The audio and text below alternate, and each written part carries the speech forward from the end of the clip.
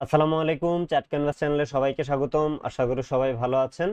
আজকের ভিডিওতে আমরা জিপি ফান্ডামেন্টাল অ্যানালাইসিস করব। সো এই ভিডিওতে মূলত Q2 2025 অর্থাৎ জুন 2025-এর ডেটা অনুসারে জিপির ফান্ডামেন্টাল অ্যানালাইসিস করব। তো ভিডিও শুরু করার আগে একটা ডিসক্লেমার দিয়ে নিচ্ছি, এই ভিডিওটা এডুকেশনাল পারপাসে তৈরি করা একটা ভিডিও। এই ভিডিওতে আমি কোনো ইনভেস্টমেন্ট অ্যাডভাইস দিচ্ছি না। এই ভিডিও দেখে কেউ কোনো ধরনের ইনভেস্টমেন্ট ডিসিশন নেবেন না। মনে রাখবেন, পুঁজিবাজার ঝুঁকিপূর্ণ, জেনে ও বুঝে বিনিয়োগ করতে হবে আপনাকে। যাই হোক, শুরুতেই আমরা আমাদের শিটে চলে আসি। সো আজকে আমরা যে স্টকটার ফান্ডামেন্টাল অ্যানালাইসিস করব, এই স্টকটার টিকার জিপি এবং কোম্পানির নেম গ্রামীণফোন লিমিটেড। এটি 1996 সালে প্রতিষ্ঠিত হয়েছিল এবং এটি টেলিকমিউনিকেশন সেক্টরে স্টক মার্কেটে লিস্টেড একটি কোম্পানি। এটি এ ক্যাটাগরিতে লিস্টেড কোম্পানি। আমরা যদি এর শেয়ার হোল্ডিংস প্যাটার্নটা দেখি তাহলে দেখতে পাচ্ছি যে স্পন্সর বা ডিরেক্টর হোল্ডিংসে রয়েছে 90% স্টক এবং ইনস্টিটিউট হোল্ডিংসে রয়েছে 6.5% স্টক। ফরেন হোল্ডিংসে রয়েছে 1%-এর মতো এবং পাবলিক হোল্ডিংসে রয়েছে 2.5%-এর মতো স্টক। আর ক্যাপিটাল মার্কেট ম্যাট্রিক্স যদি দেখি আমরা তাহলে দেখতে পাচ্ছি free float share 10%, authorised cap 4,000 কোটি টাকা, পেইড আপ ক্যাপ 1,350 কোটি টাকা, মার্কেট ক্যাপ 42,223 কোটি টাকা। এর টোটাল শেয়ার আউটস্ট্যান্ডিং রয়েছে 135 কোটি। আর বেসিক বিজনেস ম্যাট্রিক্স যদি দেখি তাহলে এমপ্লয়িজ রয়েছে বর্তমানে 1327 জন, আনঅডিটেড পি 14.31 এবং অডিটেড পি 11.93, এবং এনএভি রয়েছে 47 টাকা 95 পয়সা, যেটা তার NAV to price 6.52x। That means তার এনএভির 6.52 গুণ দামে সে মার্কেটে ট্রেড হচ্ছে। তো আমরা যদি এই স্টকটার 52x এর প্রাইস রেঞ্জ দেখি তাহলে দেখতেই পাচ্ছি যে এই স্টকটা বর্তমানে 52x এর প্রাইস রেঞ্জের মাঝামাঝি একটা লেভেলে রয়েছে, যেখানে তার কারেন্ট প্রাইস 312 টাকা এবং 52x এর লো প্রাইস 247 টাকা 20 পয়সা এবং 52x এর হাই প্রাইস 387 টাকা। তো এই ভিডিওতে আমরা জুন 2025-এর ডেটা অনুসারে তার অ্যানালাইসিস করব, যেটা তার জন্য সেকেন্ড কোয়ার্টার, এবং এই স্টকটা লাস্ট ইয়ার এন্ড হয়েছিল ডিসেম্বর 2024-এ। আমরা যদি শুরুতে ব্যালেন্স শিটের ডেটাতে আসি, ব্যালেন্স শিটের ডেটাতে আসলে আমরা দেখতে পাচ্ছি যে এই স্টকটার কিন্তু টোটাল অ্যাসেটস একটা লম্বা সময় ধরে বাড়তেছিল, দেন লাস্ট 3 ইয়ার্স একটা জায়গায় মোটামুটি ফিক্স হয়ে গিয়েছে। সো তারা লাস্ট 3 ইয়ার্স ধরে তাদের টোটাল অ্যাসেটস বাড়াচ্ছে না বা বাড়াতে পারতেছে না। আর টোটাল লায়াবিলিটিস যদি দেখি, টোটাল লায়াবিলিটিসটাও লাস্ট 3-4 ইয়ার্স একটু বেড়ে গিয়েছে মনে হচ্ছে। আর টোটাল ইকুইটি লাস্ট 3 ইয়ার্স ধরে কমতেছে। সো এই জায়গাটায় আমরা ওভারঅল তার ব্যালেন্স শিটের ডেটাতে আসলে আপাতত নেগেটিভ কিছু নাই, বাট গ্রোথটা স্লো হয়ে এসেছে, এটা আমরা দেখতে পাচ্ছি। তো গ্রোথটা কেন স্লো সেটা হয়তো আমরা সামনের ডেটাগুলোতে দেখতে পাবো, বাট আপাতত যেহেতু নেগেটিভ না, মানে কাইন্ড অফ একটা নিউট্রাল পজিশনে আছে, সো এটাকে আমরা খুব বেশি নেগেটিভ ভাবে নিচ্ছি না, আমরাও এখানে নিউট্রাল থাকতে চাচ্ছি। যাই হোক, আমরা যদি তার কোয়ার্টারলি আর্নিংস এর ডেটাতে আসি, সো সেকেন্ড কোয়ার্টারের ডেটা যদি দেখি, সেকেন্ড কোয়ার্টারের রেভিনিউ গ্রোথ কিন্তু নেগেটিভ ছিল, যেটা ছিল -2.83%। দ্যাট মিনস আগের বছরের জুন কোয়ার্টারের চাইতে তার রেভিনিউ কিন্তু কমেছে, যেটা আপনারা এই জায়গাটা দেখতে পাবেন। আর অপারেটিং প্রফিট গ্রোথ, অপারেটিং প্রফিটও কিন্তু আগের বছরের জুন কোয়ার্টারের তুলনায় -6.77% কমেছে, যেইটাও এই জায়গায় আপনারা দেখতে পাবেন। বাট তার নেট প্রফিট গ্রোথটা কিন্তু পজিটিভ ছিল, যেইটা 2.08% আগের বছরের চাইতে বেড়েছে। তো এই স্টকটার কিন্তু ওভারঅল যেই তার সেকেন্ড কোয়ার্টার অনুসারে তার অপারেটিং প্রফিট মার্জিন 38.42%, দেন নেট প্রফিট মার্জিন কিন্তু 21.43%। সো ওভারঅল কিন্তু তার নেট প্রফিট মার্জিন 20%-এর বেশি আছে। সো এখন পর্যন্ত পজিটিভ, জাস্ট সে যদি তার রেভিনিউটা আর একটু বাড়াইতে পারতো তাহলে এটা অবশ্যই খুব একটা ভালো ব্যাপার হতো। যাই হোক, এবার আমরা 6 মাসের যেই ডেটা, 6 মাসের ডেটাটা দেখবো। 6 মাসের ডেটাতে আমরা দেখতে পাচ্ছি রেভিনিউ গ্রোথ এইখানেও কিন্তু টোটাল ওভারঅল গত বছরের 6 মাসের তুলনায় তার কিন্তু এইখানে রেভিনিউ -2.67% করে কমেছে, এবং অপারেটিং প্রফিট গ্রোথেও কিন্তু আমরা -12.12% নেগেটিভ গ্রোথ দেখতে পাচ্ছি। দ্যাট মিনস রেভিনিউ যেহেতু কমেছে, অপারেটিং প্রফিট গ্রোথও নেগেটিভ ছিল। দেন 6 মাসে কিন্তু তার নেট প্রফিট গ্রোথও নেগেটিভ, যেটা -31.20%। তো তার সেকেন্ড কোয়ার্টারে আগের বছরের সেকেন্ড কোয়ার্টারের চাইতে নেট প্রফিট বা ইপিএস বেটার আসলো, তার ফার্স্ট কোয়ার্টারে যেহেতু অনেকটাই নেগেটিভ এসেছে, তাই আগের বছরের তুলনায় এই স্টকটার ওভারঅল 2 কোয়ার্টার মিলিয়ে কিন্তু নেট প্রফিট গ্রোথটা নেগেটিভ রয়েছে। তো এই জায়গাটায় ফার্স্ট কোয়ার্টারে কেন তার নেট প্রফিট গ্রোথ নেগেটিভ ছিল সেটা যদি জাস্ট একটু ছোট করে বলি, তো মার্চ 2024-এ তারা কিন্তু কিছু এক্সট্রা ট্যাক্স দিয়ে রেখেছিল, যেই টাকাটা তারা অ্যাকাউন্ট রিসিভেবলস হিসাবে পরে পেয়ে যায়। পাওয়ার কারণে কিন্তু মার্চ 2024-এ মানে হলো 2024-এর ফার্স্ট কোয়ার্টারে তাদের ইপিএসটা ভালো এসেছিল।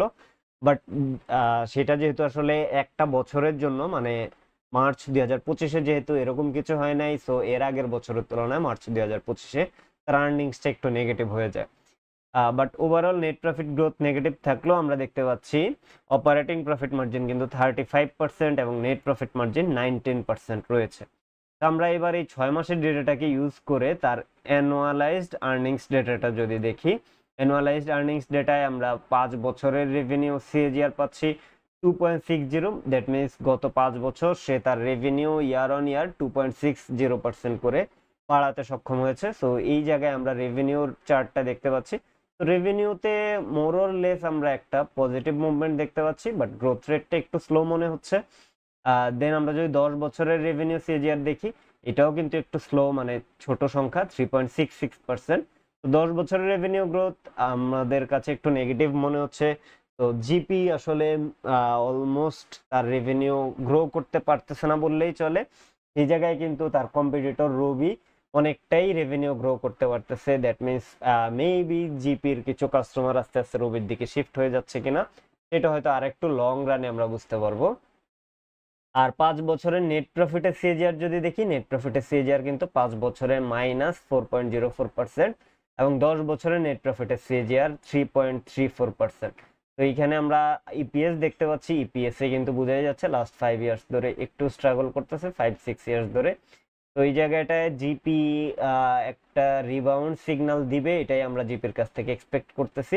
আর অপারেটিং প্রফিট মার্জিন যেহেতু আমরা 6 মাসের ডেটাকে ইউজ করেই অ্যানুয়ালাইজ করেছি, তো এটা 6 মাসের সমানই থাকবে 35.92, that means almost 36% operating profit margin এবং 19% নেট প্রফিট মার্জিন। আর নেট প্রফিট মার্জিনের যদি হিস্ট্রিক্যাল ডেটা দেখি আমরা গত 10 বছরের, তাহলে কিন্তু আমরা দেখতে পাচ্ছি লাস্ট কয়েকটা বছর ধরে তার নেট প্রফিট মার্জিন একটু নেগেটিভ একটা টেন্ডেন্সি দেখাচ্ছে। নেট প্রফিট মার্জিন আগের বছরের তুলনায় কিন্তু কিছুটা কমে যাচ্ছে মনে হচ্ছে।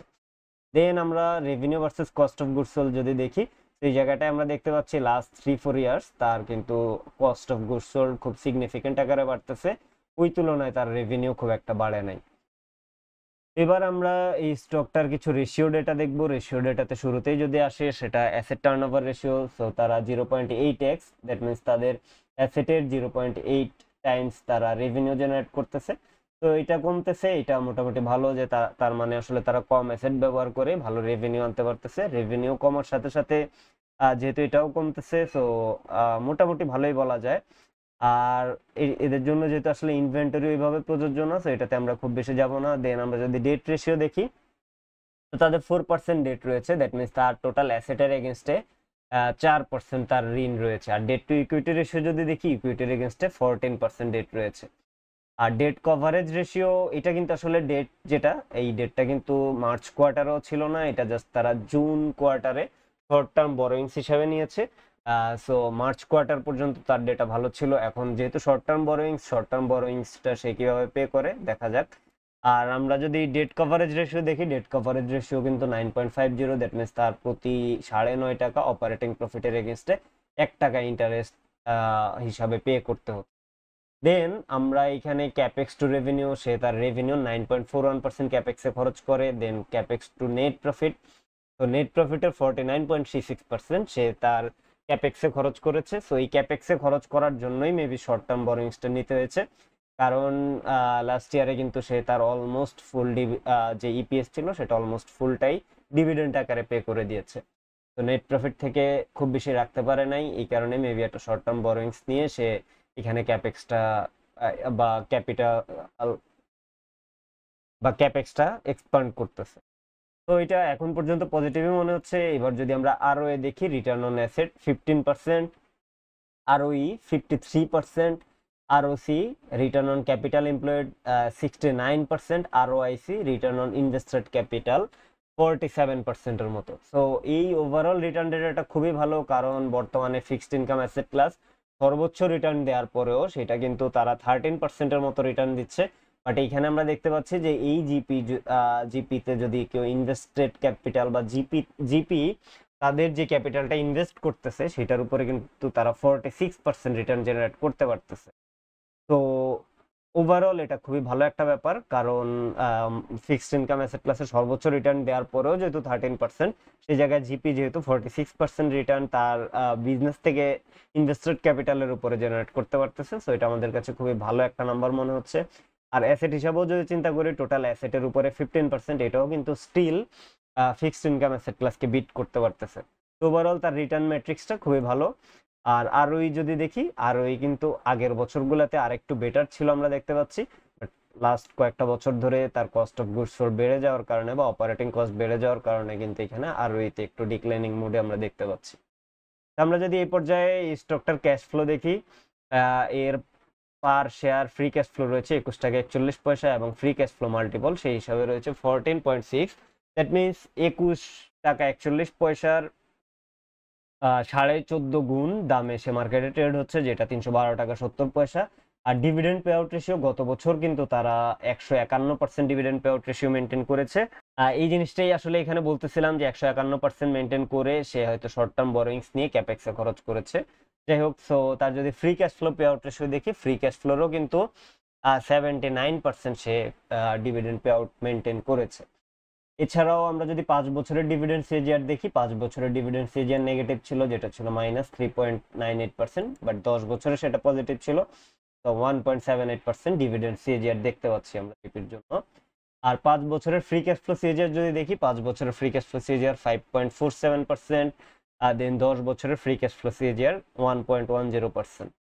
তো এই জায়গায় আমরা যদি free cash flow versus dividend পেইডের ডেটা দেখি, তো অলমোস্ট জাস্ট একটা দুইটা, এই 2 বছর ছাড়া প্রত্যেক বছরই সে যেই ডিভিডেন্ড অ্যামাউন্টটা পে করেছে সেটাকে কিন্তু তার ফ্রি ক্যাশ ফ্লো অলওয়েজই কভার করেছে। তো বোঝাই যাচ্ছে যে জিপির কিন্তু খুব স্টেবল একটা ফ্রি ক্যাশ জেনারেটিং পাওয়ার রয়েছে, তো তারা খুব ভালো ফ্রি ক্যাশ জেনারেট করতে পারে। এবং এই জায়গায় তারা 151% dividend pay out ratio maintain করার পরেও কিন্তু তার ফ্রি ক্যাশ ফ্লো তাকে কভার করেছে। তো এটা তার জন্য খুবই ভালো বা খুবই পজিটিভ একটা ব্যাপার।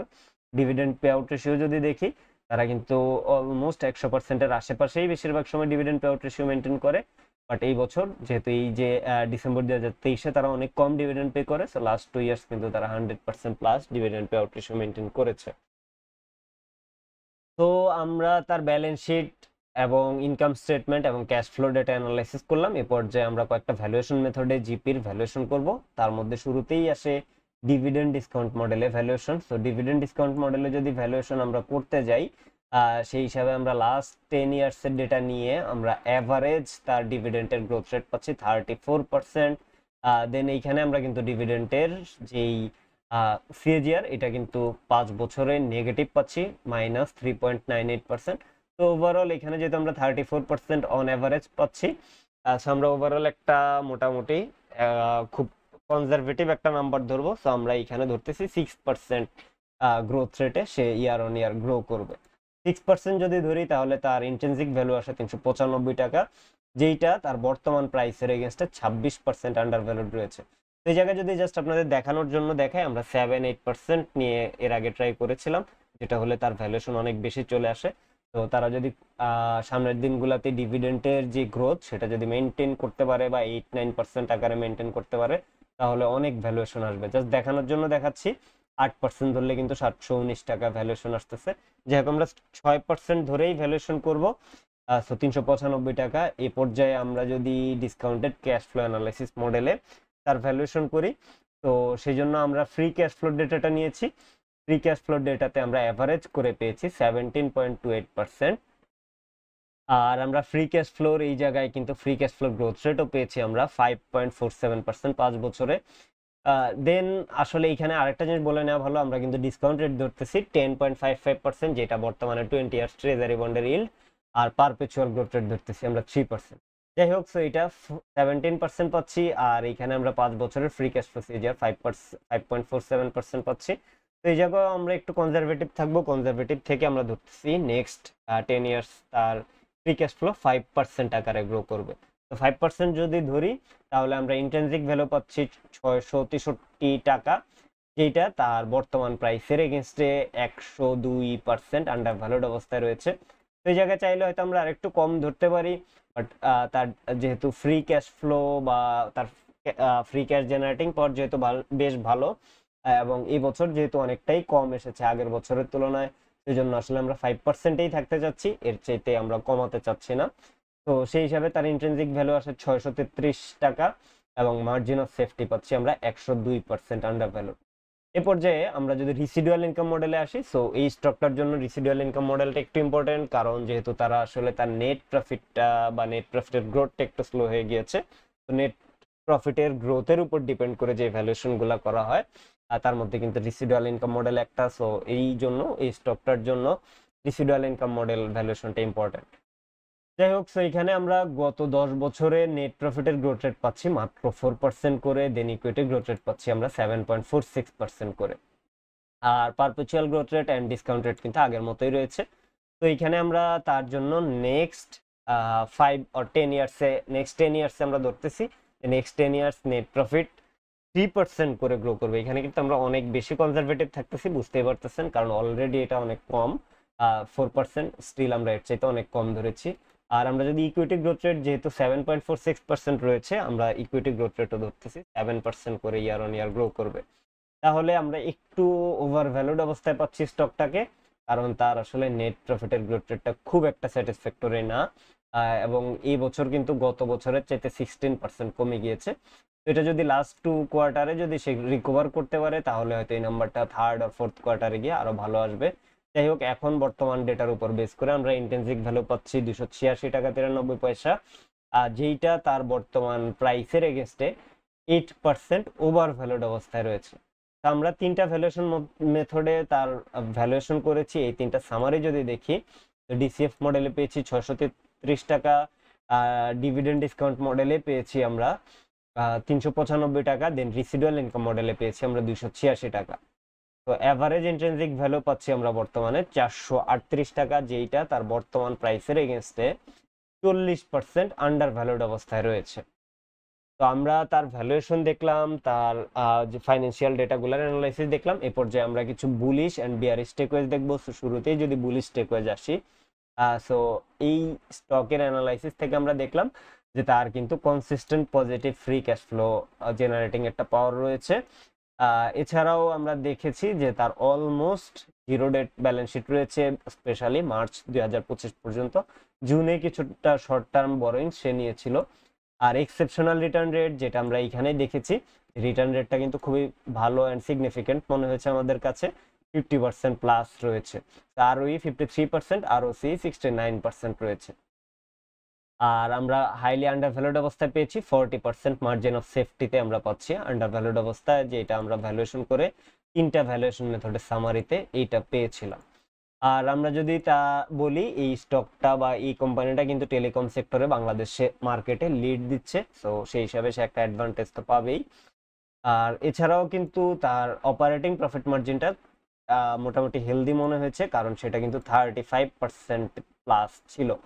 তো এগুলা ছিল তার জন্য বুলিশ টেকওয়েজ। এবার যদি আমরা বিয়ারিশ টেকওয়েজ দেখি, বিয়ারিশ টেকওয়েজে আমরা দেখতে পেয়েছি যে তার রেভিনিউ ট্রেন্ডটা বা সে যে রেভিনিউ জেনারেট করতেছে এই ট্রেন্ডটা একটু নেগেটিভ হয়ে গিয়েছে, এখানে একটু স্লো হয়ে গিয়েছে। সো এটা আমাদের কাছে একটা বিয়ারিশ কনসার্ন মনে হয়েছে। এছাড়াও কিন্তু আমরা কস্ট অফ গুডস সোল্ড কিন্তু শার্প ইনক্রিজ দেখেছি, স্পেশালি রিসেন্ট ইয়ারগুলোতে, যেমন ডিসেম্বর 2022-এর পরে কিন্তু তার কস্ট অফ গুডস সোল্ড অনেক বেশি বেড়ে গিয়েছে।